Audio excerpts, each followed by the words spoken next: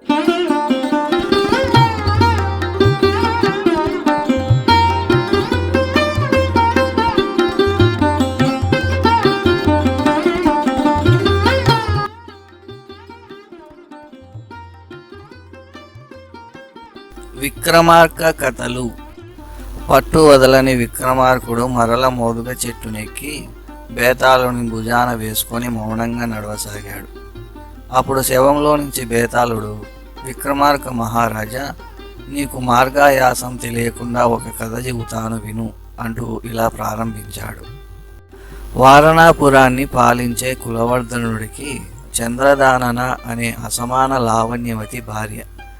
ఆమె మీద ప్రేమతో అతను రాజ్యపాలన మాని నిరంతరము అంతఃపురంలోనే ఉండేవాడు. బుద్ధిసాగరుడు అనే ప్రధానమంత్రి రాజకార్యాలు చక్కబెడుతూ ప్రజారక్షణ చేసేవాడు. అందువల్ల రాజుని పదవి నుంచి తీసివేసి బుద్ధిసాగరుడు తానే రాజ్యాధిపతి అవడానికి అన్ని పనులు చేస్తున్నాడు అనే దురభిప్రాయం ప్రజలలో ఏర్పడి వారతన్ని నిందించసాగారు. జనాపవాదం భరించలేక రాజ్యపాలనను తన కింది అధికారులకు అప్పగించి బుద్ధిసాగరుడు మరో దేశం పోయాడు. అతను కొంతకాలం తిరిగి చివరికి ఒక పట్టణంలో ఒక వ్యాపారితో స్నేహం చేసి అక్కడే ఉండిపోయాడు. తను వర్తకులకి కావలసిన సరుకులు కొని ఓడ సిద్ధం చేయించి మరో ద్వీపానికి వెళ్తుంటే అతనిని ప్రార్థించి బుద్ధిసాగరుడు కూడా అతనితో వెళ్ళాడు. కొంత దూరం వెళ్ళాక తప్పుడు గాలి వీచడంతో ఓడ దారి తప్పి చాలా దూరం కొట్టుకుపోయింది. నిర్మానుష్యమైన దీవి వద్ద ఆగింది. వారు ఆ దీవిలో దిగి చూస్తుంటే ఒక ఉద్యానవనము, దానిలో ఒక మేడ కనిపించాయి. నిర్జనమైన దీవిలో అవి ఎలా వచ్చాయో అనుకుంటూ ఆ మేడలోకి వెళ్ళేసరికి ఒక అద్భుతమైన సుందరి తూగుటుయ్యాల మీద పడుకొని కనపడింది. ఆమెను పలకరించబోయి అంతలోనే ఇదేదో మాయా ప్రదేశంలా ఉంది, కాకపోతే ఈ వనము మేడ ఈమె ఇక్కడ ఉండడం ఏమిటి, ఇక్కడుంటే ముప్పొస్తుంది అనుకొని గబగబా ఓడను చేరి మళ్ళీ ప్రయాణమయ్యారు. మునుపటిలాగే తప్పుడు గాలి చెలరేగి వారిని ఒక పట్నం వద్ద చేర్చింది. ఆ పట్నం బుద్ధిసాగరుడికి నివాస స్థలమే అని తెలియడంతో అతను వర్తక మిత్రుణ్ణి తన ఇంటికి తీసుకువెళ్ళి మర్యాదలు చేసి తర్వాత వ్యాపారి కోరిక మీద అతన్ని పంపేశాడు. తన రాకను రాజుకి ఎరిగింపగా రాజు రమ్మన్నాడు. బుద్ధిసాగరుడు వెళ్ళి రాజుకు నమస్కరించాడు. అతన్ని కూర్చోబెట్టి, బుద్ధిసాగరా, నన్ను దేశాన్ని విడిచిపెట్టిపోయావే, ఇలా చేయవచ్చునా? నువ్వు మళ్ళీ క్షేమంగా వచ్చినందుకు చాలా సంతోషిస్తున్నాను. ఇక్కడ నుంచి వెళ్ళాక ఏమేం విశేషాలు చూశావో చెప్పు అన్నాడు రాజు. అతను తాను చూసిన ద్వీపము విశేషాలు చెప్పేసరికి కులవర్ధనుడికి ఆ ద్వీపము సుందరిని చూడాలనిపించి నావను సిద్ధం చేయించి మంత్రిని తీసుకొని వెంటనే ప్రయాణమయ్యాడు. బుద్ధిసాగరుడు సూచించిన విధంగా కొన్ని రోజులు ప్రయాణం చేసి ఆ ద్వీపం చేరారు. వనంలోని మేడలో సుందరిని చూసి రాజు మోహం పట్టలేక ధైర్యంగా ఆమెను పలకరించాడు. పడుకున్న ఆ శృంగారనిధి దిగ్గున లేచి కూర్చొని వారికి మర్యాద చేసి, మీరెవరు, దుర్గమమైన ఈ ప్రదేశానికి ఎలా వచ్చారు, ఎందుకు వచ్చారు అని అడిగింది. రాజు తన గురించి చెప్పి, ఈ దీవిలో నువ్వెందుకు ఒంటరిగా ఉంటున్నావు, నువ్వెవరివి, పేరేమిటి అని తను అడిగాడు. అందుకామె, నాదొక విచిత్రమైన కథ. నేను దేవతా స్త్రీని. నా పేరు మరకతవల్లి. నా జనకుడు మృగాంగుడనే గంధర్వుడు.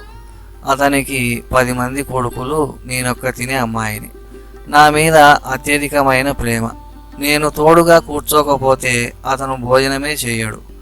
మా తండ్రి అంటే దేవేంద్రుడికి చాలా ఇష్టం. ఒకనాడు చెల్లులతో మాట్లాడుకుంటూ తండ్రితో భోజనం చేయడానికి వెళ్ళక ఆలస్యం చేశాను.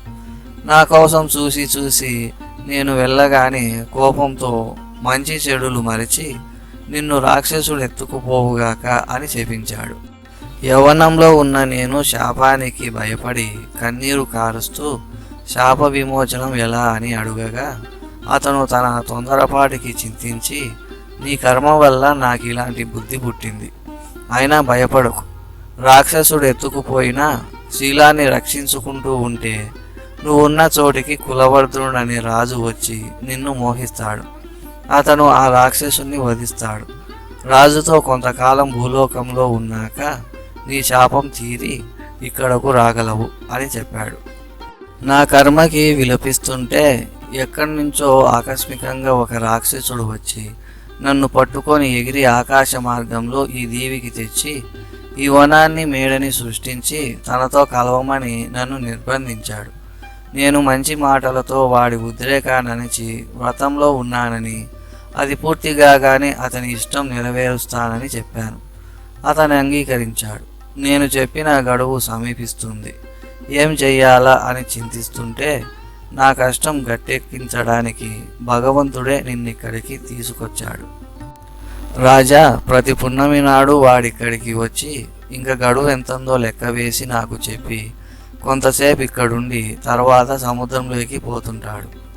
ఆ దుర్మార్గుని చంపి నన్ను తీసుకుపోయి నా వలన సుఖాలు పొందు అంటూ చెప్పింది. తాను అడగకుండానే తనతో పొందుకు ఇష్టపడుతూ ఆమె చెప్పిన మాటలకి కులవర్ధనుడు చాలా ఆనందించి ఆమెకి ధైర్యం చెప్పి పున్నమి వరకు అక్కడే ఉండి రాక్షసుడు వచ్చే సమయానికి కత్తి పట్టుకుని సిద్ధంగా ఉన్నాడు. మధ్యాహ్నం అవుతుంటే సముద్రాన్ని అల్లకల్లోలం చేస్తూ నీటిలో నుంచి వాడు వికృతాకారంతో వచ్చాడు. రాజుని చూడగానే వాడు కోపంగా నోరు తెరుచుకొని మీదకి వచ్చాడు.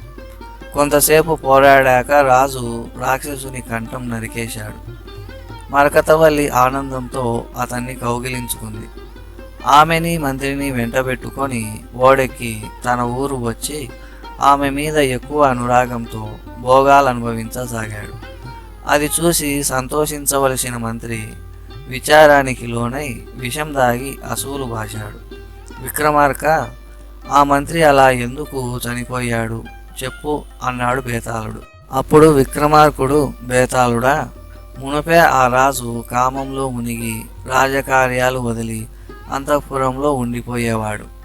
ఇప్పుడు దేవకాంత లభించడంతో రాజ్యాన్నే కాక కులకాంతని కూడా మరిచిపోతాడని, దానికి కారణం తాను ఆ ద్వీపం గురించి సుందరి గురించి చెప్పడమే. న్యాయంగా ఉన్నప్పుడే రాజుని చెరపదలిచిన దుష్టుడని నేరం ఆరోపించిన లోకులు ఈ వృత్తాంతం తెలిసి మరింత నిందిస్తారు. దానిని భరించడం తన తరం కాదు అని భయపడే అలా ఆత్మహత్య చేసుకున్నాడు అని చెప్పాడు. విక్రమార్కుడికి ఈ విధంగా మౌనభంగం కాగానే బేతాళుడు కట్లు విడిపించుకొని రివ్వున ఎగిరిపోయి మోదుగ చెట్టు కొమ్మకి తలకిందులుగా వేలాడసాగాడు. విక్రమార్కుడు మళ్ళీ అతని కోసం బయలుదేరాడు.